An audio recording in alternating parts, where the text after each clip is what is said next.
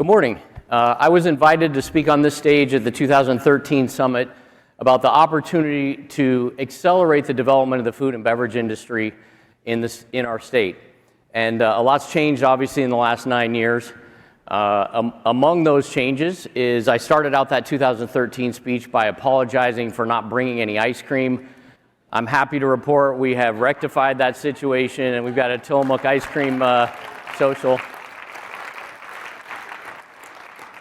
So at least I learned that in 10 years at Tillamook. Obviously a lot's changed in the last 9 years as it relates to our state's economy, and the food and beverage industry. I think Tillamook's journey over these last 9 years is representative of the opportunity in the food and beverage industry and here in our state, and by investing in that industry, we have the opportunity to create shared prosperity for families across all of Oregon.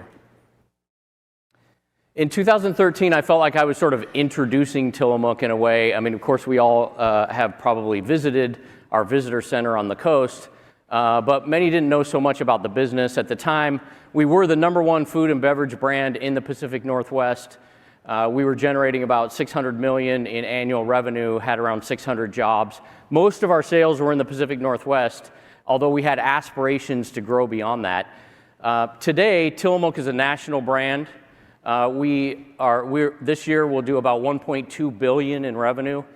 We have expanded across the state or across the country and are now in 80% of grocery stores in the United States. We have fully 1/4 of U.S. households regularly buy Tillamook products. And as we've introduced new consumers around the country to Tillamook, we've been proud to represent Oregon's strong agricultural, culinary, and manufacturing heritage and promising future. Our growth alone, just in one company, has increased economic activity in the state by over $1 billion annually, and has created 400 direct jobs here and many more indirect jobs. But of course, any good economic development story is really about the people and places that we care about, that we all care about, and how it affects them. And that's been definitely true of Tillamook's story. We've been able to support the dairy farming families of Tillamook in some really difficult times for agriculture, and as a result, Brian and Kayla will have the opportunity to take over their family's 4th-generation dairy farm from their uncle and father when they're ready to give up the reins. Because of our growth, we've invested in our facilities here in Oregon and have relied heavily on folks like Jen, who started as a packaging manager in our Tillamook plant and has now been promoted to Director of Engineering and will oversee $25 million of capital investments here in Oregon in 2023. Folks like Katie, who joined us in 2019, moved from New York to Portland to join our Consumer Insights team, is now our Director of Consumer and Market Insights, where she oversees the U.S. food industry's best insights group in the nation. We've also relied on folks like Brian, who started in our warehouse in Morrow County, eventually took over the Tillamook warehouse, and now oversees the products that we move across the country in all of our third-party warehouses and national inventory. And people like Yolanda. As we've continued to invest in our people around the state, we've had opportunity. Yolanda had the opportunity. She joined us in 2017 as a receptionist in our plant in Boardman, and now has moved on into HR and oversees all of our people and culture activities in Boardman. In 2013, I talked about the many comparative advantages that Oregon has. Those things still exist today and serve as a strong foundation for us to build out this industry for the benefit of families in every part of the state. We have a strong world-leading agricultural base, a strong culinary reputation and sensibility in our urban core. We have leading research institutions and, of course, easy access to shipping lanes to Asia. Many other companies, in addition to Tillamook, have leveraged these strengths to have all kinds of success, these and many more. We were very excited to see our friends at Rogue Creamery get a lot of national attention recently for being featured in a White House event. So congratulations to them. And in fact, Oregon overperforms the U.S. overall in food and beverage manufacturing.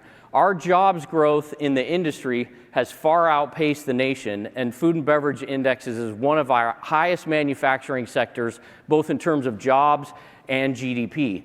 And you can see in particular over the last 10 years, Oregon's the job growth in the food and beverage sector has outpaced growth in other manufacturing sectors, and now food and beverage provides some of the strongest jobs contributions across our manufacturing landscape.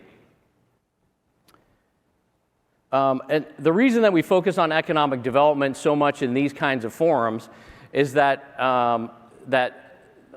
growth in our overall economy, in our sector and elsewhere in the economy, creates opportunity and shared prosperity for our fellow Oregonians.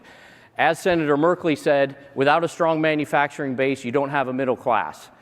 And even with the success that I've talked about here, we've only begun to scratch the surface. Tillamook had a 100-year head start, but with more investment and more focus on this sector, we'll be able to create the same kind of economic development and individual opportunities that I've described here as a result of Tillamook's growth. And so I want to pause and thank Senator Wyden and Senator Merkley for the announcement that they made this morning, for their commitment to supporting and leading the development of Oregon's food and beverage manufacturing industry as the next vertical after semiconductors. We saw the success there. We can have the same kind of success broadly in food and beverage. And we can build on what's already going well here, in particular, things like the public-private partnership that came together in 2016 and produced the food and beverage roadmap, and also the effort underway to develop a food and beverage CIE under Oregon State University's leadership. So at Tillamook, we look forward to supporting this effort and to working with our senators and others in the industry and throughout the state to support the overall food business. So now I'd like to introduce Mayor Remy Drabkin. Remy was recently recognized by wine enthusiasts, 40 innovators to watch, as one of the leading innovators in the beverage business. So please welcome to the stage Remy Drabkin.